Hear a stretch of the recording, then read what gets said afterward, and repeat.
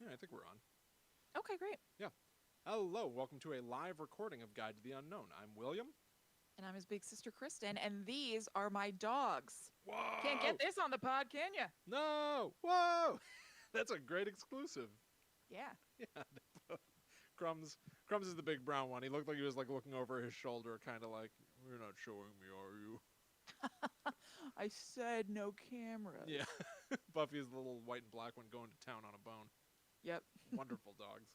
All right, Yes. we're gonna record a new episode of Guide to the Unknown about the Bermuda Triangle. Any flubs or whatever, we're not changing them. They're gonna stay here on YouTube, so you can enjoy that. But why waste time? Let's get right to it.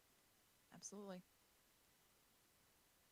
Hello, welcome to Guides the Unknown. I'm Kristen. And I'm her little brother William. And this week we are discussing a big topic. This is a big meatball, a white whale, something I kind of can't believe we haven't talked about before. The Bermuda Triangle. It's true. It does seem like we would have already done this. And Right, I love it when we find things like that, honestly. I know. We talked about this in like a planning session with a bunch of people, and some of the responses when we brought it up as a potential topic were like, how is that? How have you never done it before? Right. We do those planning sessions on patreon.com/GTTUpod. You can see them. They're still up if you're curious about how the process goes. But yeah, it does seem like, how did we not do this? It is funny. I do think that there have been, in the years that we've been doing this show, and it is odd to say that it has been years, but I think we made a concerted effort not to just do every giant topic right away. We like on Guide to the Unknown to have a mix of formats and levels of topics and stuff. So we didn't just start right out the gate and get all the big guns done and then go, where do we go from here? We do obscure topics, we do gargantuan topics, we do listener-focused stuff. But yeah, that means that sometimes it is the proper moment to tackle one of the major icons of horror, mystery, the supernatural, the paranormal, the unknown. And now it is time for the Bermuda Triangle. Yes. So, Will, do you know much about the Bermuda Triangle right off the bat? No, I think that before I did my research, and this week I have done some of the background of like the history of the Bermuda Triangle and the real life stuff, and you've got some of the pop culture. I think before doing my research, Kristen, I don't know that I could have really told you much of anything. I was aware of the Bermuda Triangle in terms of it's a place on Earth, perhaps associated with Bermuda, Perhaps. where people go missing.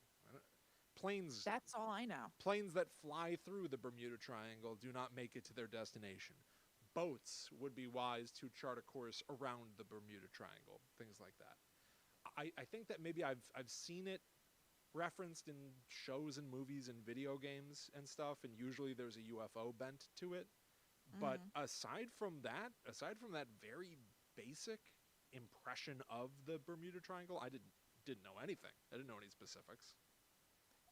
I was really the same way. I could have just said exactly what you said. I knew that it's a place where people are said to disappear if they go to it by sea. Sure. I didn't even think about the airplane thing, but I guess I knew that too. And that's really all I know. Yeah.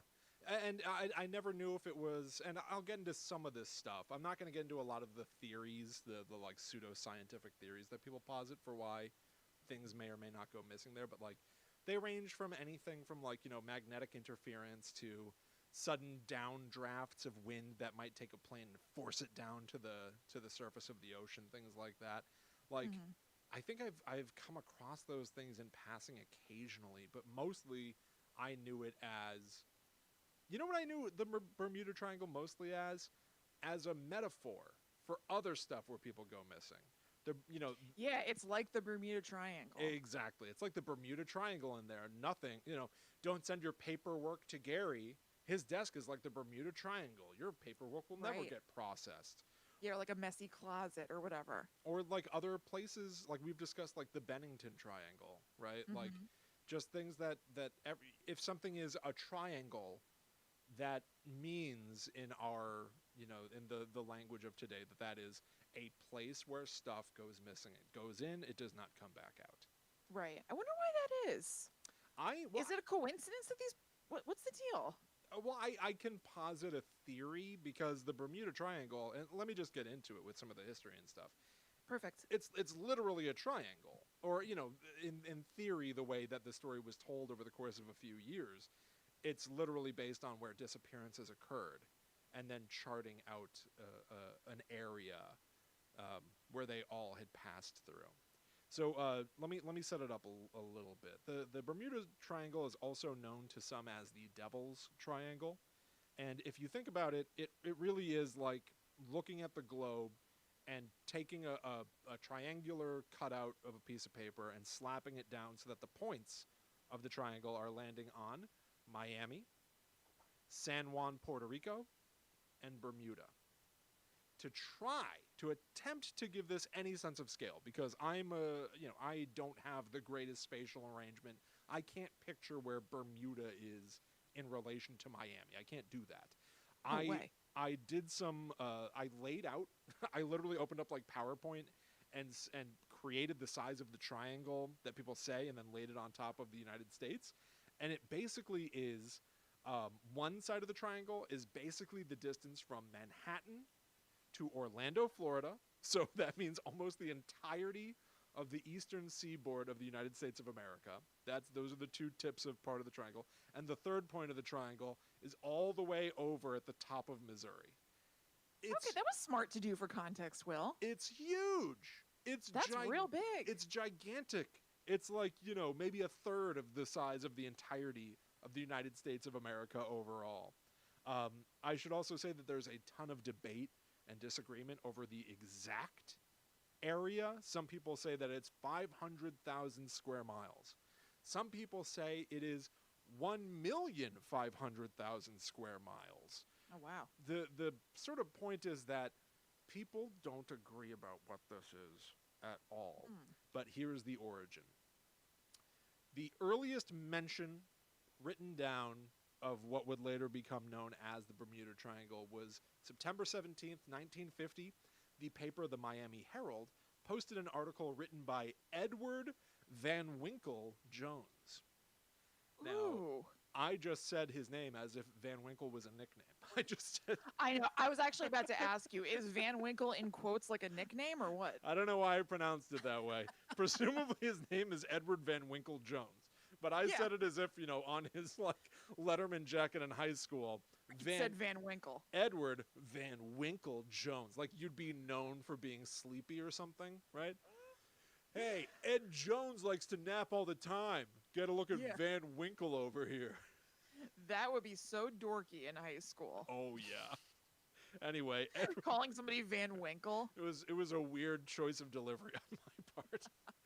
But so, Edward Van Winkle Jones wrote the article, "Seas Puzzles Still Baffle Men in Push-Button Age." Now, again, this is the 1950s. The basic idea... What is the sentence? It is a little clumsy.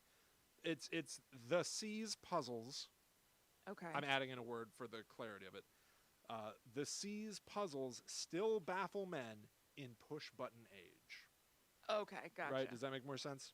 Yes. And the basic theory here of the article is that in the 1950s, the ability to travel around the globe was more common than ever before. Everybody had cars. You could drive a mile a minute. You could hop in an airplane. So you could push a button and make things happen, like, so to speak. Absolutely. And, particularly in the past, in earlier time periods, if you're like riding a horse or something, anyway, the idea is cars and stuff made the globe feel smaller because you can move further faster. But the globe, according to Edward Van Winkle Jones, his point was, even though you can move further faster, the globe is still huge. Right. It is still a very large world. And here is the summation of his article that I thought was kind of interesting. Modern man with his push-button miracles has no clue to what happened to those who were swallowed without a trace in the lost ships and planes indicated on this map. As advanced as we are, he's saying, we don't know what happened to the people that went missing in this area. he calls out a few cases that, and there's a drawing, there's like a map of what he's talking about. You should look for it in the show notes. It's very fascinating. This article that I'm reading is from physics.smu.edu. It's really cool to see this like early map of what Van Winkle Jones was pointing out as like disappearances in this area, because you can see very clearly it's not a triangle yet. But there's something happening in the northeast. There's a big line of stuff from Miami to Puerto Rico, which is basically, an entire one of the three sides of the triangle right there. And then there's like a little wispy thing that almost wants to connect it back up to the thing in the top right. Like it's almost a triangle. Close. He just hasn't connected all the lines yet, which is kind of interesting. But he called out a few interesting cases in this article. A 350-foot freighter called the Sandra, carrying 300 tons of insecticide and 12 people on a trip to Venezuela. It never arrived. In 1950, the search was abandoned. There was a plane that was carrying 32 people, which includes 2 babies.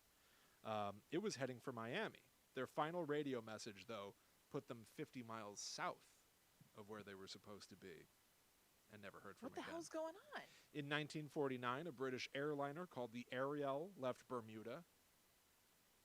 That's it. The Star Tiger in 1948 radioed its position several times and never showed up. And then here's a really, really fascinating case. And this is really the big one that people often debate. Quote from the article. An older but more perplexing mystery is that of the 5 torpedo planes. They took off from the Navy's Fort Lauderdale Air Station on December 5th, 1945 for a navigational training flight. The hours passed and darkness fell. Anxious officers called to them by radio and were answered only with silence. This case of 5 planes that went missing on December 5th, 1945 is known as the Disappearance of Flight 19. I had never heard of this before. No. This is the big story. This is the big Bermuda Triangle story. Flight 19 has its own Wikipedia page as well, where they explained 14 men were initially lost. 13 more lost as part of the crew sent to find them. What? And it's true.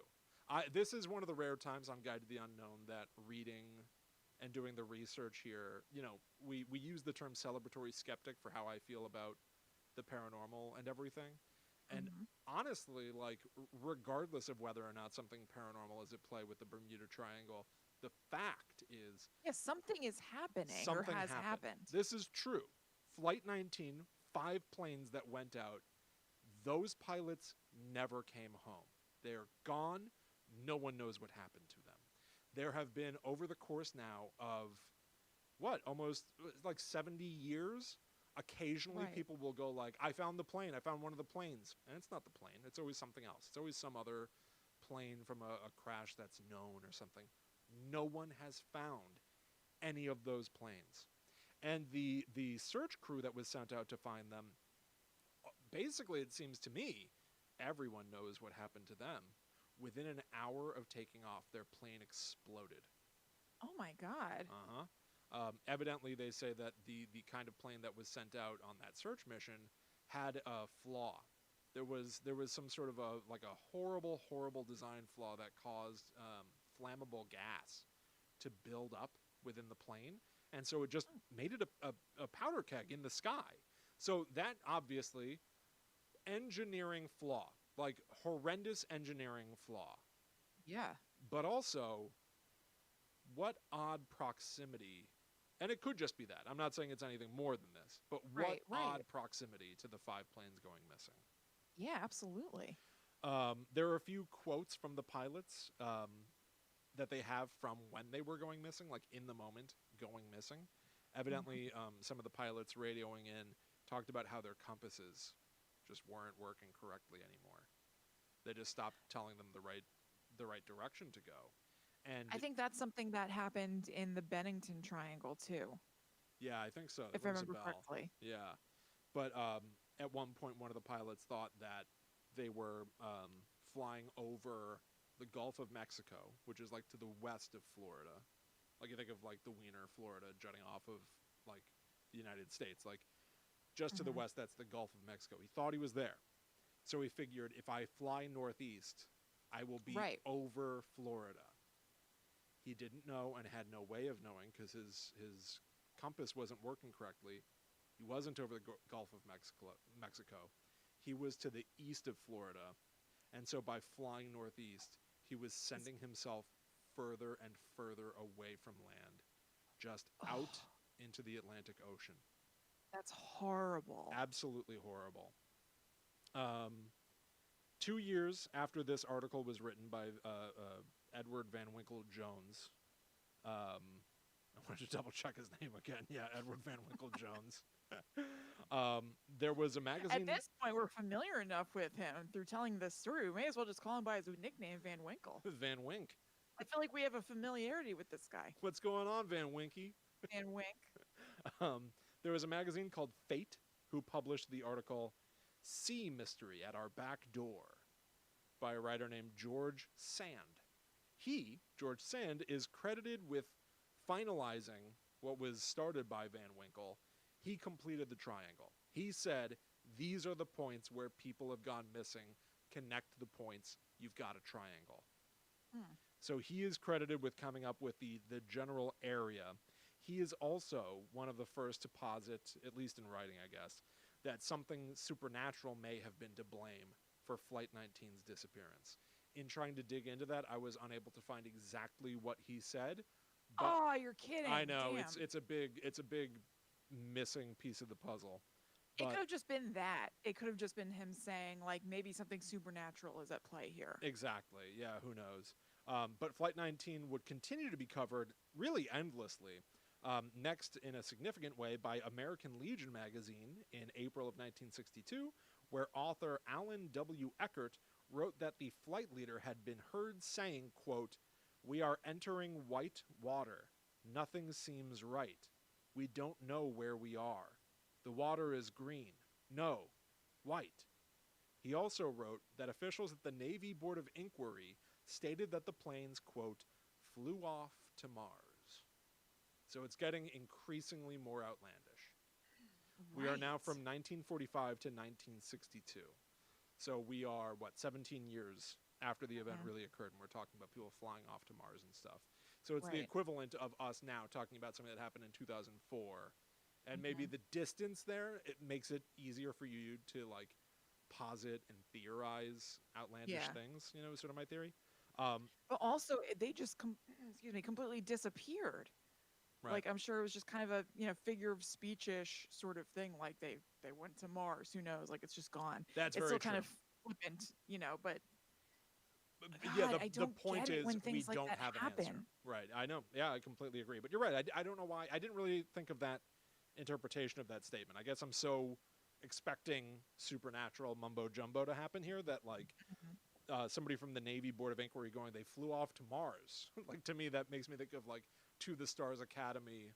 Right. Where they talk about UFOs all day. But this could easily just be the same as saying, I don't know, they disappeared. They're gone. They poofed into the sky. Like, he's not saying it literally. He's exaggerating. Right. Yeah. Figures. No, I mean, it's true, though. Most of my point of reference for the Navy is via UFO stuff at this point. So That's I completely understand why you would think that way. Yeah. The term Bermuda Triangle is finally coined by Vincent Gaddis in a 1964 article called The Deadly Bermuda Triangle for a magazine called Argosy.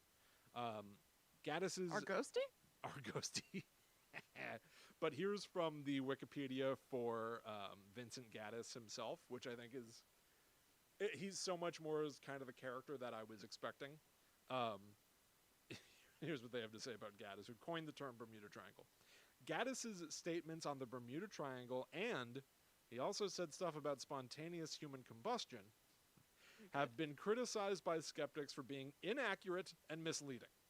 Gaddis has also drawn strong criticism for ignoring possible natural explanations and inventing mysteries where none exist. Historian William K. Powers from Livingston College, Rutgers University, which is like 5 minutes from us. Yeah. has described Gaddis's American Indian Myths and Mysteries as an outrageous and intolerable book filled with crackpot claims. Just love Makes you want to read the book, honestly. I love the intensity of it. Oh, that book? Me too. Pissed. Oh, it's Yeah. outrageous and intolerable. Intolerable. I can't tolerate it.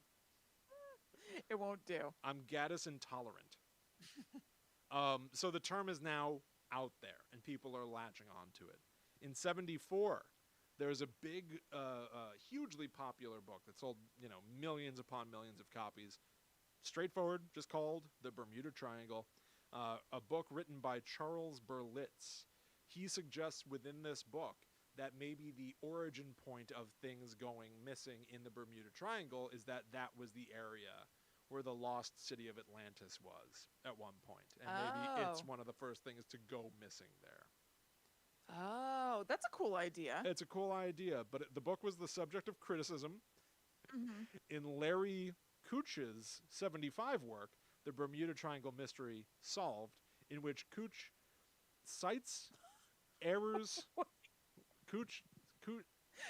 Again, it sounds like you're friends. Like I know it's his last name, but it sounds like a shortened nickname that you're being. I guess because you said it's Larry Couch's, meaning apostrophe S. Right. Yeah. It still struck my ear like his name was Couch's, Like and so for you to be like, Couch wrote in the book. You're not gonna believe what Couch said. Yeah. It's like when people call Ashton Kutcher Kutch. Right. Allie and I are rewatching The Office for the 1,000,000th time, and Andy Bernard calling everybody like Broccoli Rob and stuff. Like, so funny. You're never gonna believe what Couch wrote about the Bermuda Triangle. Tuna salad. He cited exactly. He cited some of the reports of missing ships and said that if the guy that had written the Bermuda Triangle book that sold like 20 million copies, he says, if Charles Berlitz were to report that a boat was red, the chance of it being some other color is almost a certainty. That's really funny. So they're really saying, like, he's a liar. You can't believe anything this guy says. Don't believe anything he says. And meanwhile, that guy's book sold millions of copies. Lloyd's of London has determined that the triangle is no more dangerous than any other piece of the ocean and does not charge unusual rates of insurance for passage through the area. The United States Coast Guard confirms this determination. So basically, nobody in real life, nobody thinks that the Bermuda Triangle is actually a place where you are at more risk on the high seas than anywhere else. But it doesn't stop weird stuff. Obviously the Bermuda Triangle has like a massive reputation. Here's something that I kept coming across. So I tried to dig a little bit deeper into it. And I'm going to call it another big missing spot in my research, but maybe one to be filled in someday, because I can't find the true origin for this claim. Multiple articles, Kristen, in my research referenced Christopher Columbus having encounters with the Bermuda Triangle. Does this ring any bell to you? Not really. All right. They would just mention it offhandedly. Like, they would just go, like, and it even stretches as far back as Christopher Columbus, claiming that he found himself getting lost in this particular area. Now, in 1492, Christopher Columbus wouldn't have used the term Bermuda Triangle, but he was sailing in that vicinity. Yeah, and I mean, there was an ocean blue there. There was an ocean blue, and we know he was sailing it. So I started trying to look into, why are people saying that Christopher Columbus said anything about the Bermuda Triangle? And sometimes, just because he's a famous sailor? Exactly. Some people would say that he had journals where in part of them he'll just start going like, my compass doesn't work here. I see a light flashing off in the distance. I kept poking into it. I couldn't find anything, but I did find something that I loved. I found, by Googling Christopher Columbus Bermuda Triangle, one of the top results was a worksheet from a primary school in the UK. Again, all sources are in the show notes, gttupod.com. I loved it. It is for, like a fourth grade class or something like that, where they are teaching the following lesson. Stories of strange activity within the Bermuda Triangle date back hundreds of years. Some of the earliest are the stories told by Christopher Columbus and his crew. During his first journey across the Atlantic Ocean in 1492, Columbus reported many strange sightings within the Bermuda Triangle. The first of these was that the stars appeared to move around in the sky. Another was that Columbus saw a light, like that of a candle, moving up and down in the distance. When he asked his crew to look at the light, it vanished and reappeared many times. The most unusual thing that Columbus says that he saw was a glowing object coming out of the water and shooting towards the sky. Many people think that this must have been a light on the shore or from another ship. However, some people say that Columbus saw a UFO. I, Kristen, cannot verify any of this stuff. But I wouldn't want you to. the remainder of this worksheet is testing kids on their ability to remember facts from that passage. So, like, question 2, join the boxes to complete the sentences that show what Columbus reported seeing. The stars should connect to appeared to move around. A light should connect to moved up and down. A glowing object should connect to came from the water. Question 3. Look at the section called Why is the Bermuda Triangle so famous? Find and copy one word from the first paragraph of this section which shows that the activities seen were not normal. Do you think That's that the awesome. supernatural... That's a cool school. It's badass. Do you think that supernatural events happen in the Bermuda Triangle? Explain your answer. Like, it's a worksheet. Yeah. It's a kid's worksheet. And what they're learning, and you know, it's probably about like your ability to read and you know, learn from what you read. But like the other thing is like it's teaching you about the time Columbus was lost in the Bermuda Triangle, which I And can't saw a UFO? Yeah, which I like can't verify that he ever actually wrote that. Maybe he did and I just didn't find it, right? But like Right. most of the stuff that I found where people going like, yeah, of course Columbus, he said he saw it. But I don't Yeah, yeah. people have his journal entries. I didn't read that myself, but Right. it's being taught in a school to children. That's awesome. It's pretty wild, yeah. And the last thing that I have for you, Kristen, is that we're talking about this stuff like it's ancient. One of the other things that I did for this is I Googled Bermuda Triangle and clicked on the news tab. There's a story that was posted just a few days ago. It's something that evidently happened at the end of 2020. Theories still abound as the Coast Guard ends search for a missing boat in the Bermuda Triangle. There was just another boat. They have not, as of this recording, released who these people were, what they were up to, but there's another boat that was off the coast of Florida, safely in the area that we consider the Bermuda Triangle, that has vanished. Search crews have been unable to find it. So, what the hell? I know. This is from TampaBay.com. It's true. And they get into, aside from like telling the story of people trying to find the boat, and they've got tweets from people showing the path that search crews have taken and everything. But here's like the article sort of expounding on what the Bermuda Triangle is and what it means. So they say, pirates, space aliens, even explanations grounded in science but without evidence, like oceanic flatulence, methane gas erupting from ocean sediments, and disruptions in geomagnetic lines of flux. Like, these are the things that people point to as being culprits. Maybe it's not like ghosts. logical culprits. Right. Maybe it's not ghosts. Maybe it's methane gas erupting from ocean sediment. Which, if connecting this to what people say about Columbus seeing, it's very much the will-o'-the-wisp again. Yeah. Right? Yeah, absolutely. That nasty old will-o'-the-wisp took to the high seas as well. Who knew? But they're saying, like, even these theoretically scientific explanations are not supported. They have a quote here from, or they've been speaking to the National Oceanic and Atmospheric Administration, who say, the U.S. Navy and U.S. Coast Guard contend that there are no supernatural explanations for disasters at sea. Their experience suggests that the combined forces of nature and human fallibility outdo even the most incredulous science fiction. The agency also notes that no official maps exist that delineate the boundaries of the Bermuda Triangle, and that the U.S. Board of Geographic Names does not recognize the Bermuda Triangle as an official name. So, I mean, I'm not surprised by any of that. I'm not surprised, but it's just one of those things where it's like, it's so a part of pop awareness or Yes. or It's just folklore. I think it's just folklore that has like really taken hold because there are actual disappearances. the disappearances are real. They are not up Right. for debate. What is up Mm-hmm. for debate is how and why.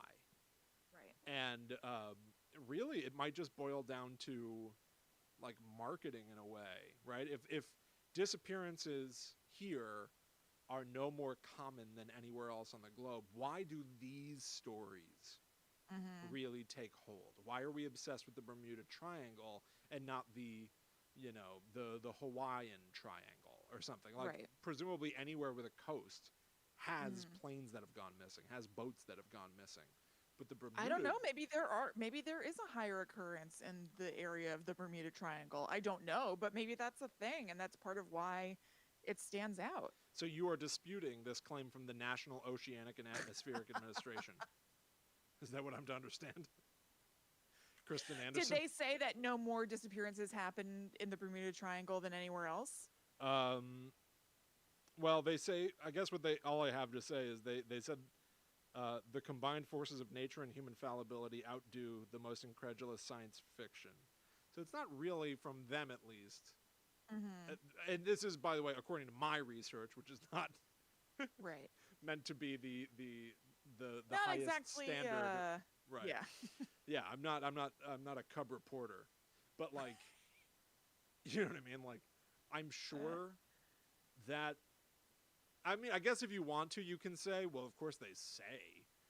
No, there aren't people who go missing with more frequency at the Bermuda Triangle than everywhere else. Of course they say that, but maybe people do go missing more frequently at the Bermuda Triangle. I guess you're They welcome still didn't say that though in what you just said. in what I said, but Yeah.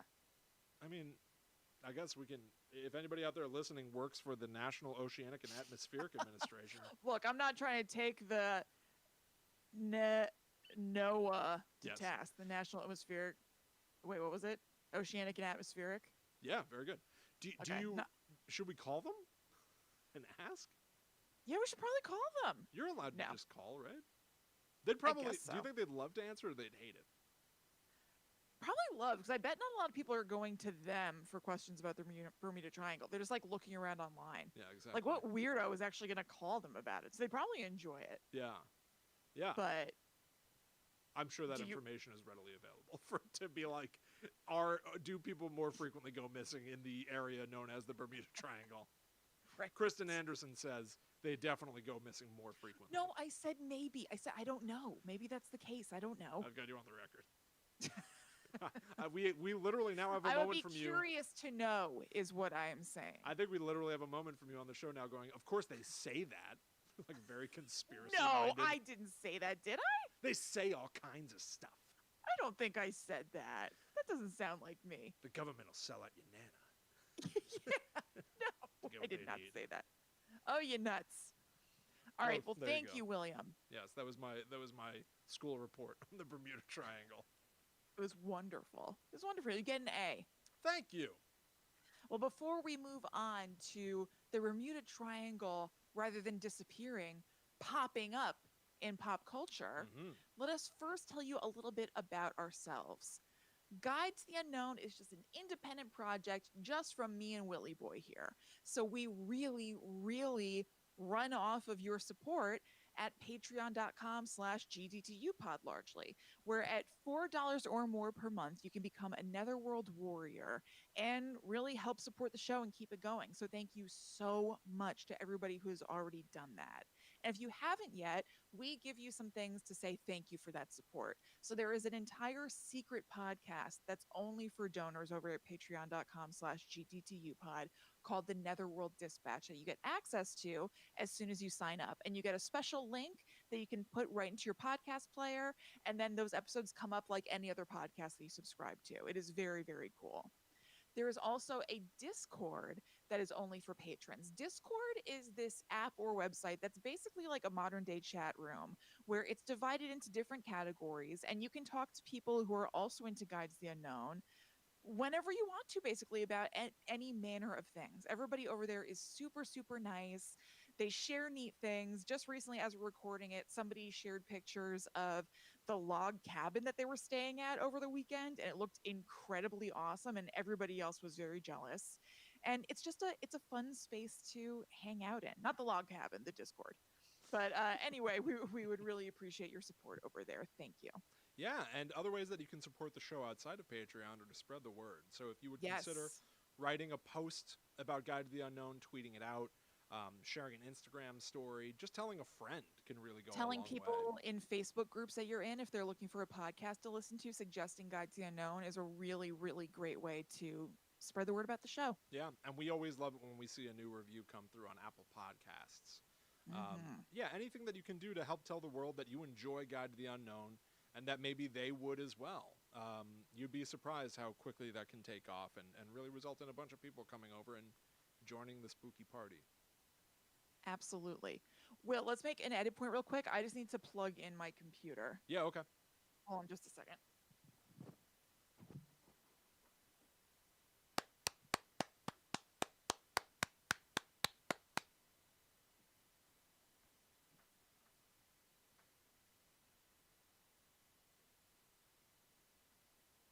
Oh, Chloe.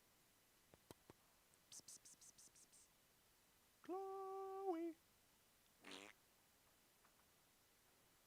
Oh, Chloe. Buffy. Crummy. Can anybody hear me?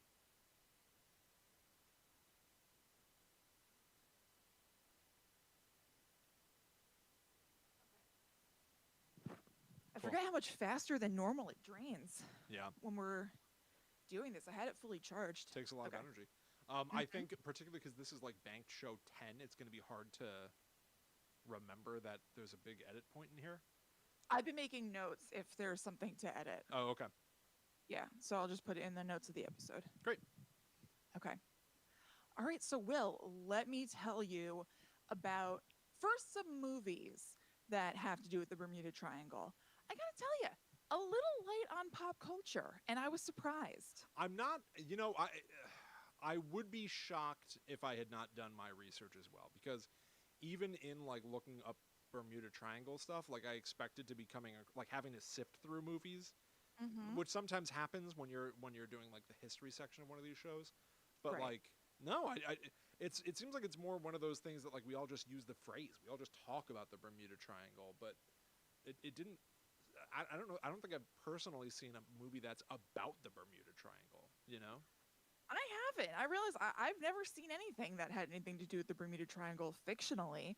There are documentaries about the Bermuda Triangle. More than that, though, there are TV shows that are like an episode of a bigger TV show, like Expedition Unknown has a Bermuda Triangle episode, things like that.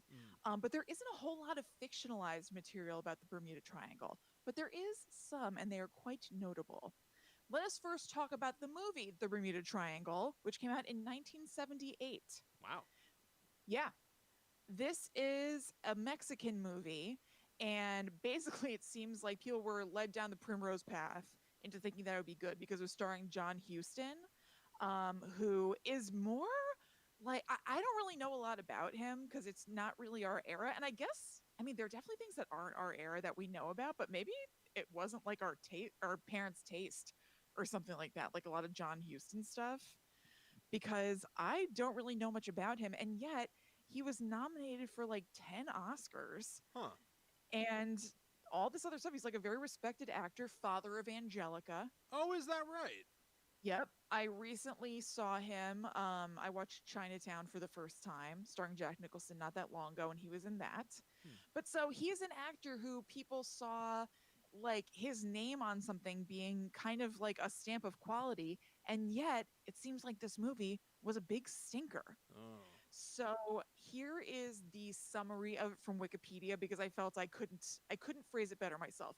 It sounds fun, I will tell you. I sought out watching it and I couldn't do it, unfortunately.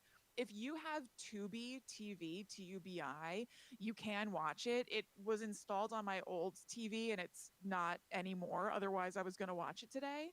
But like, listen to how bonkers this sounds. It's almost more haunted story set in the Bermuda Triangle than a straight up Bermuda Triangle story. So Wikipedia gives this description. The boat Black Whale 3 sails into the Bermuda Triangle with the Marvin family aboard, intending to search for the remains of Atlantis. Oh, Okay. okay. Yes. Along the way, they discover a doll floating in the water, which Diana Marvin, the family's youngest daughter, takes as her own. Diana appears to become possessed by the doll and starts saying that everyone will die and telling people the order they will die in. She also locks the ship's cook in the freezer, who almost dies before he is freed. One night, the boat follows a Fresnel lens signaling an SOS, even though nothing appears on the radar. They abandon the search after the signal identifies itself as a ship that was lost years ago. The Black Whale 3 reaches its destination, and the crew begins a scuba exploration of some underwater ruins. A submarine earthquake disturbs the ruins and crushes the legs of Michelle Marvin, the family's eldest daughter.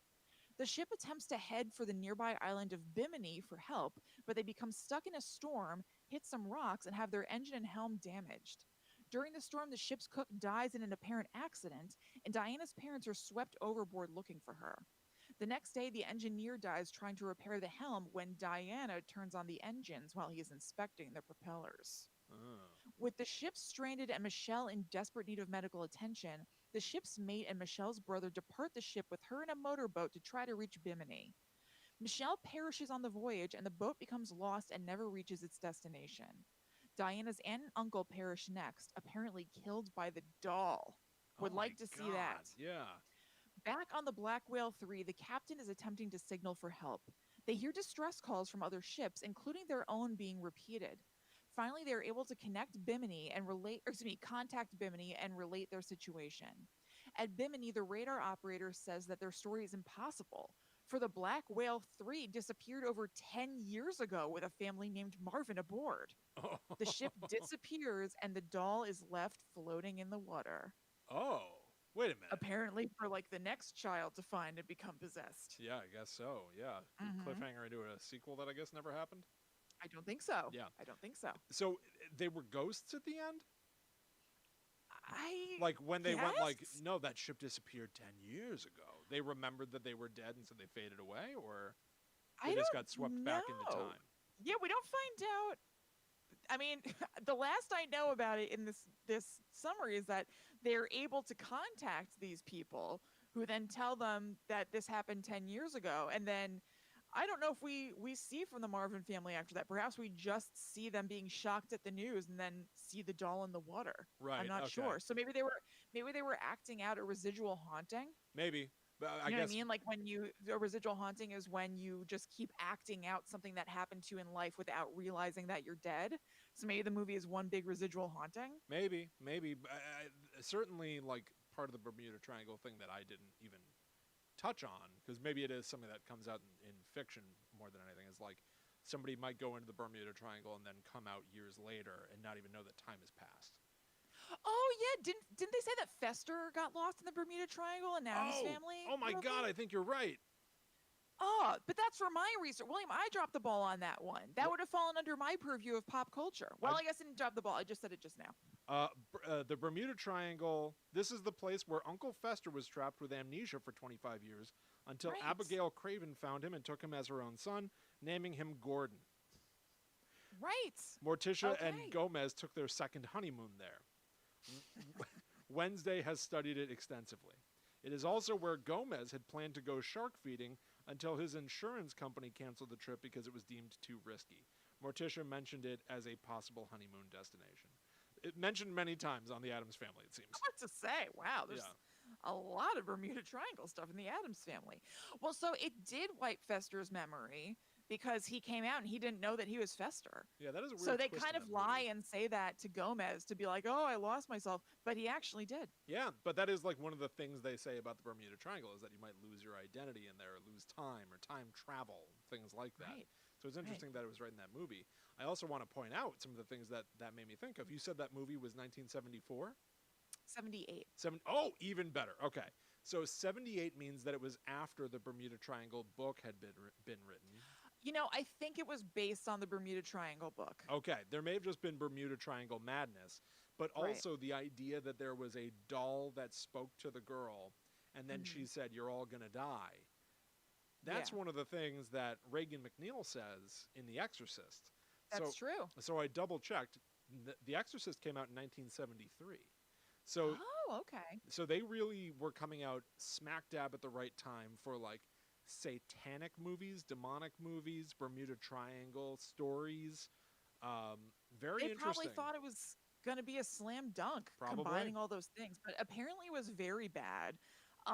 It was poorly received both by people who speak Spanish, and also the English dub is supposed to be really terrible. Awesome. Like there are voices happening when people's lips aren't even moving. And like the intensity of a voice doesn't match what the actor is doing. It honestly sounds great. That sounds great. Yeah, Um, I was gonna say. there's a review on IMDb that simply says, this movie stinks. And most of the reviews overall on IMDb are negative. um, Now, a negative review that I reveled in, that I was able to watch, and the link to it is in the show notes, are from our old friends Siskel and Ebert. yeah. Oh my God. So they had that show. I think I actually didn't write it down, but I think it was called Siskel and Ebert Go to the Movies was Yeah, the I name think of so. their movie review show. They did this thing at the time where they had the dogs of the week. So first they discussed movies that had come out that were new to the theaters. They were just discussing, good, bad, and ugly. But the dogs of the week were like terrible movies that they'll mention but are like awful. So I found this clip and they would bring out a dog named Spot the Wonder Dog, a real dog, quote, who can spot a bad flick easier than he can spot a fire hydrant, Oh. to introduce the Dog of the Week segment. And then they would launch into it. So on this episode, Siskel was covering the Bermuda Triangle. He basically said it sucked, but he spent most of his time, and it seems like a pattern with him, taking the production company to task. Because we talked about how he like raked the production company of, I think it was Friday the 13th, over the coals, and then read out the names of people, of companies Right. who owned the production company, to be like, don't support them. Like He punish is them. about going to the source, which is the money. Yeah, yeah. Which is harsh. It's what nobody wants. Yes. It's exactly what you don't want a critic to go after your work for. Oh my God. Because To you like need not somebody. You need someone to invest in your project with their money. So if a critic is going after them and going, never give this person money again, I feel like that would be very harsh and hard to come back from. it's like, rather than somebody being like Guides to the Unknown sucks, them being like, the patrons of Guides to the Unknown are misguided, they are like depraved, these are terrible people. Why are you encouraging their shenanigans? Patreon Right. people, right? Right. And you'd be like, oh my God, they're really coming like for our throats. It's like them going after like the bank that owns the mortgage on my house, right? Yeah. Like we don't want them to have the support to be able to continue doing this. They have a home studio. We can't have them. They must not Right. have homes anymore. Like going to the most core thing that helps us do what we do. Like, Right. yikes. Yeah. So he was taking Sun Classic Pictures to task and saying they always make crappy movies. And then Ebert took the ball and said they want to thank Sun Classic Pictures for providing about half of all of their dogs of the week. Wow. Sun Classic Pictures? Yes, I've never heard of that. Man, maybe that's something to really look at. Like I know that Canon movies. He mentioned a couple of the movies. I didn't write it down though, but it sounded like kind of like schlocky movies. Wonderful. Amazing. So now we're gonna zoom way into the future because, believe it or not, I already said there really aren't a lot of notable Bermuda Triangle movies. There was like maybe one more that seemed to have a pretty similar premise, didn't really seem like rehashing. But then there is one called Bermuda Tentacles. Oh. William, if you had to guess, what am I trying to ask you? What is this about? Where do you think this movie was released? Where do I think it was released? Yeah, I guess it's kind of a leading question. Bermuda Tentacles. I don't know. Bermuda? Sci-Fi Network. Oh, like where it was distributed, or like what network or something. Yeah. Oh, Yeah. 100%. It sounds like it would be like a Sharknado situation. It's exactly that. So Sharknado came out in 2013. Bermuda Tentacles came out in 2014. Mm, Also on the Sci-Fi Network, obviously. okay. It is starring Linda Hamilton, Oh. Jamie Kennedy, Oh. and Maya. You know who Maya is? Like a hip hop artist? Yes. Yeah, she was great. Um, Here's what I think. Great in the She movie, was or in, you're just a fan? well, I'm a fan of Maya. Oh, she's great. She did that song on the Rugrats soundtrack. Okay. You know what I'm talking about? No. Take me there. I want to go there. Take me there. Does it ring a bell? Take me to that great place with wonders and wishes. Yes, it does. does. It really does. That's why I kept going, because I knew it would eventually. You got me. And in the music video, she's like in the Rugrats house. Is the Rugrats movie out in like 4K Ultra? Have they re-released Have it they re-released it on Remastered it? Blu-ray? Yeah. Unclear. But here is what I think about Maya's presence. I think because Bermuda Tentacles takes place on a ship, I think that this is a reference to the fact that Rihanna was in the movie Battleship. I looked into it, William. Battleship came out in 2012. Whoa. I think Maya was their answer to Rihanna in Battleship. Whoa.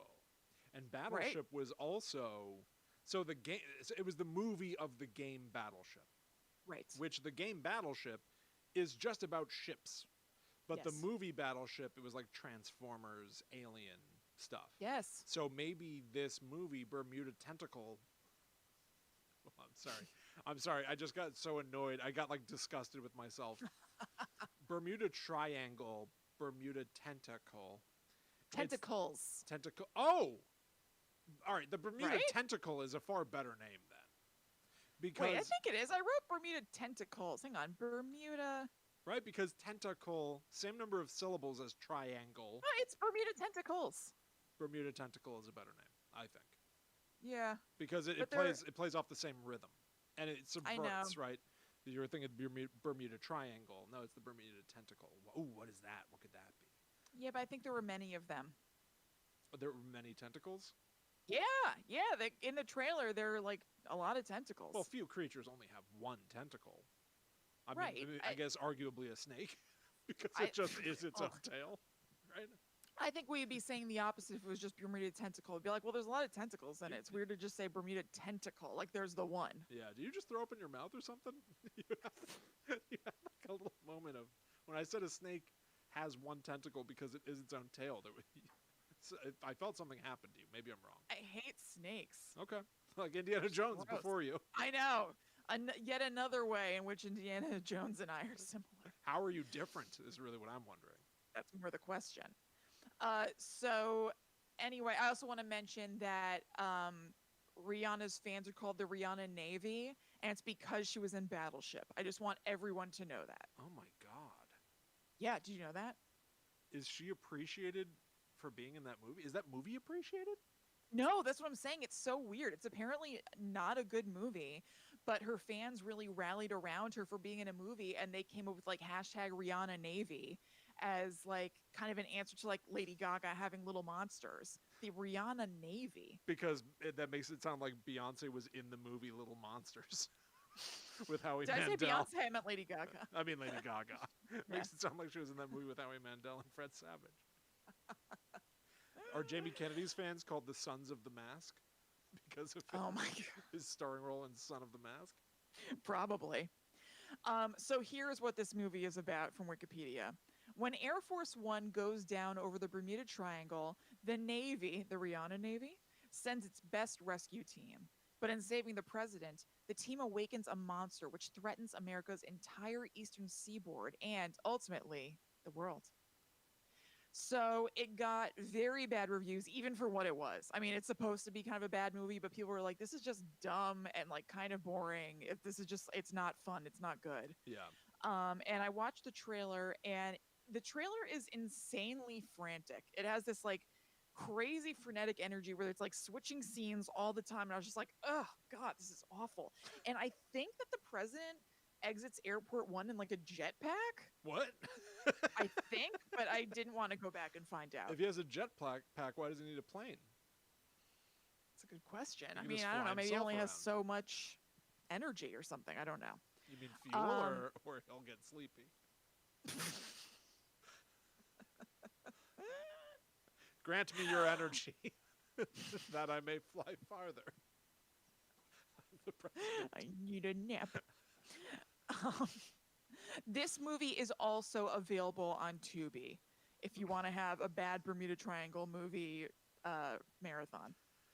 Ugh. Okay, now let's move on to just Bermuda Triangle reference in a movie. Um, I know that there are lots of references, like you said, where people will be like, it's the Bermuda Triangle in there.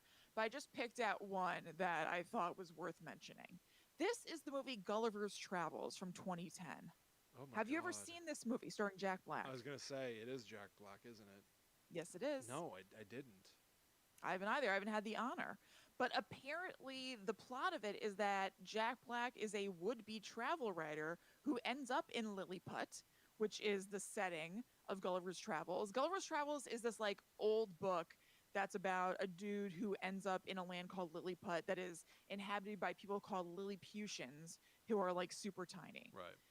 So he ends up in Lilliput when he's trying to investigate the Bermuda Triangle. That's basically where the reference ends.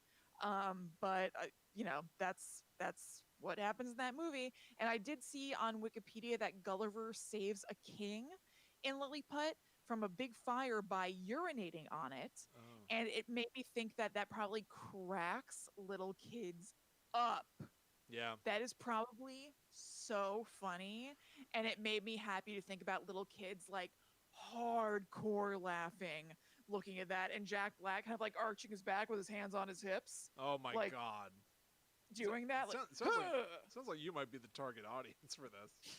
maybe I should see Gulliver's Travels. He tried to put out a fire by peeing on it in the movie Orange County. Really? Yeah. Oh, I don't remember. Didn't he? Or am I nuts? Or maybe am I thinking of Cliff from Dead Man on Campus?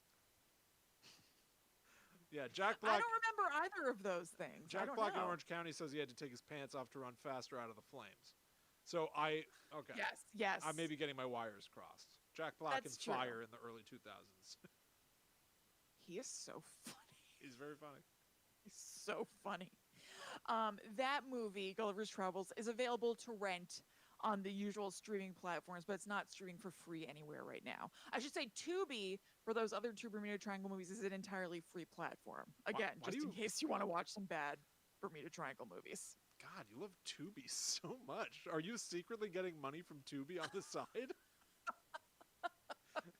Mentioning Tubi every 5 seconds. Go to tubi.com/chillinkristen.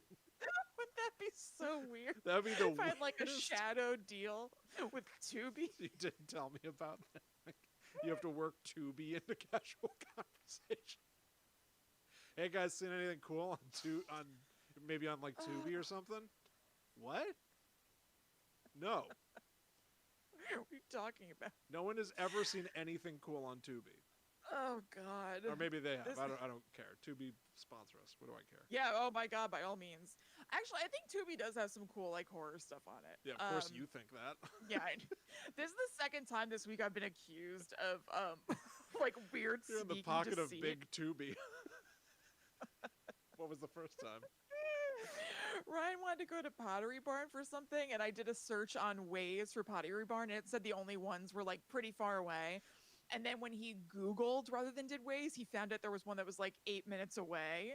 And he was like, I think you don't want to go to Pottery Barn today. I think like I just left out the information. You were trying to make it as complicated as possible. The only one is 5 hours away. So we probably don't want to go there, right? That's like probably too far away. Like probably shouldn't go. We should probably like stay home and watch Tubi.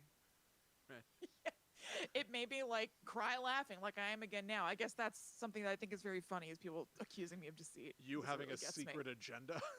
Yeah, I think it's really funny.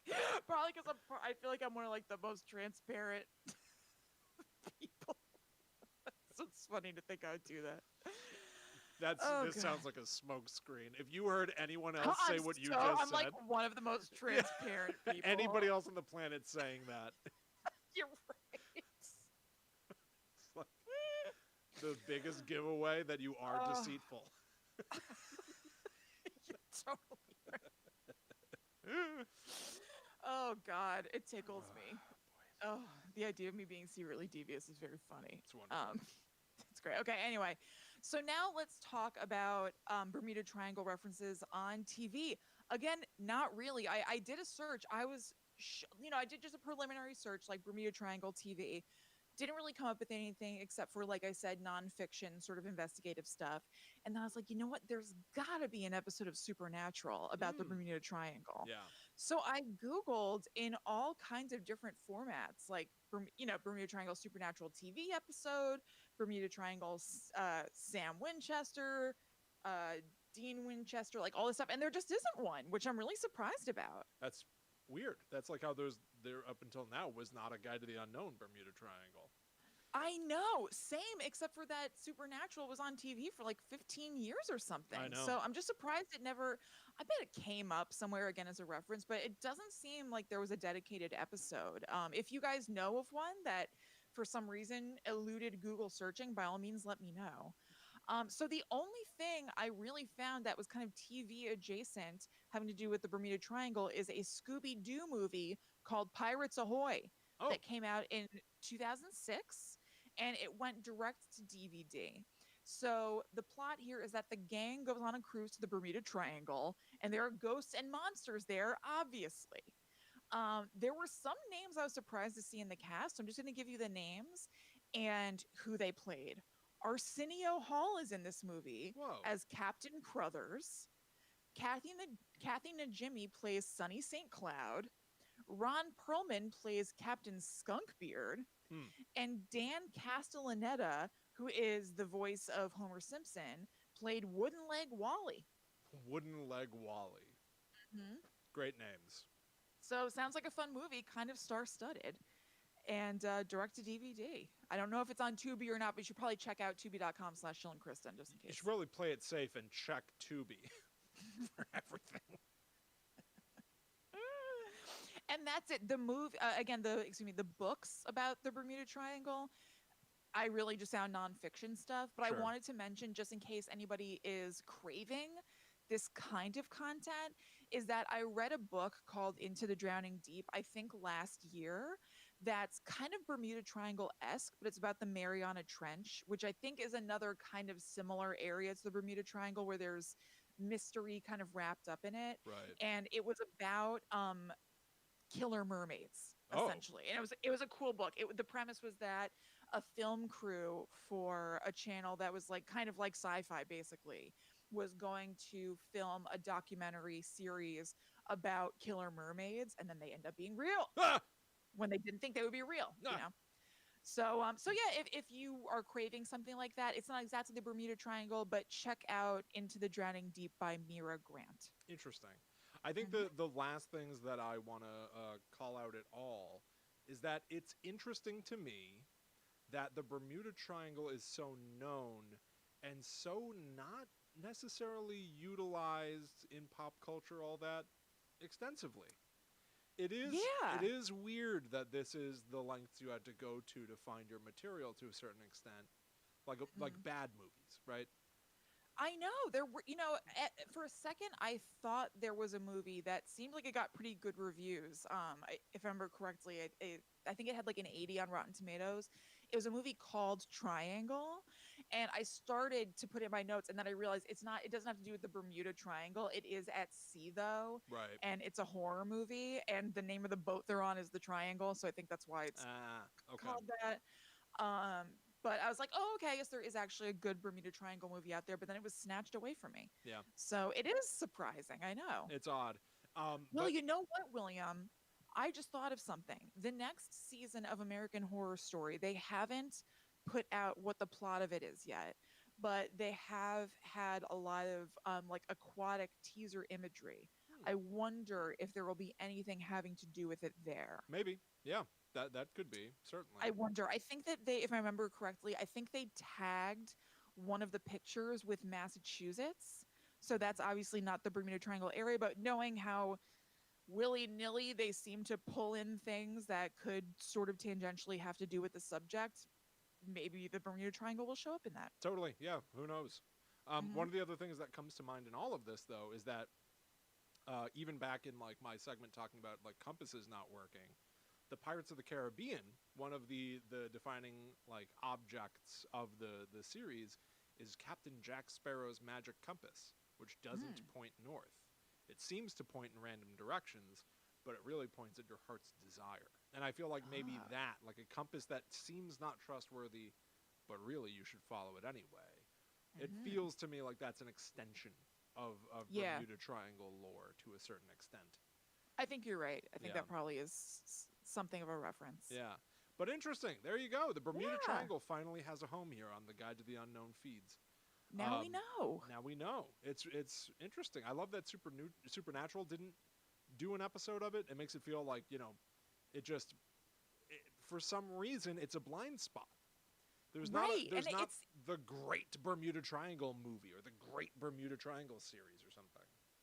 I wonder if it's hard to film things that are supposed to take place on water, because maybe it would either require like crazy on location filming that's expensive and or CGI that's expensive. I wonder if there are any just like real life logistical reasons for that. I don't know. Who knows? Could be. I mean, Ghost Ship pulled it off, so somebody else should be able to. When you're right. Woo!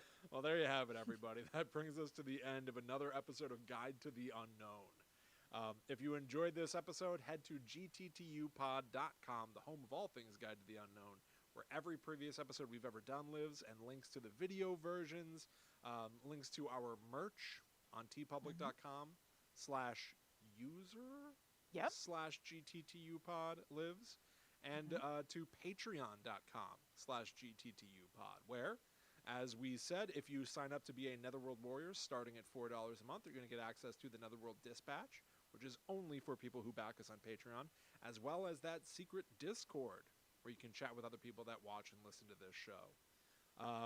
Follow at GTTUpod on all social media to keep up to date with what we are doing and new shows as they come out. And you can also follow us on social media. That's right. I'm at Chillin' Kristen. I am at The Myth Traveler. So thank you all so much for hanging out with us. We will be back next week for more spooky stories from the high seas or on land. I don't know. Yeah. But until or then, the heavens. Sure. The heavens. The heavens. But until that time comes, we must travel. Up to the heavens go we. And away. I'm never coming back down. Away from the Bermuda Triangle. That's right. Would you go? Would you go on like a cruise that was going through the Bermuda Triangle? No. Would you really not? I don't think so. Would I? Yeah, I mean, yeah, I guess I would. If there are cruises that like are routinely doing it. Cruises seem a little shaky to me anyway. I will go on a Disney cruise with you someday, but I don't know. That's not something I'm jumping up and down to do. People get like dysentery and disappear, and I don't know. Kristen, that sounds like a dream trip for you. That's true. What am I talking about? How was my cruise? Never left the cabin. I mean, honestly, yeah. Me just staring out a little round window at the sea, isolated from everybody else. That does sound good. It was great. Yeah. That'd be like when we went on vacation. I stayed in the room and watched Sister Act 2 a whole bunch because I got sick. Right, of course. All right, everybody. Well, there you go. Right. That is our recording of Guide to the Unknown. Hope you enjoyed the show, everybody. Make sure you subscribe to this. Make sure that you check out Guide to the Unknown on Apple Podcasts, all the audio feeds and stuff. And we'll definitely see you in another video, everyone. Yeah, absolutely. See you later. Bye, everybody. Cool.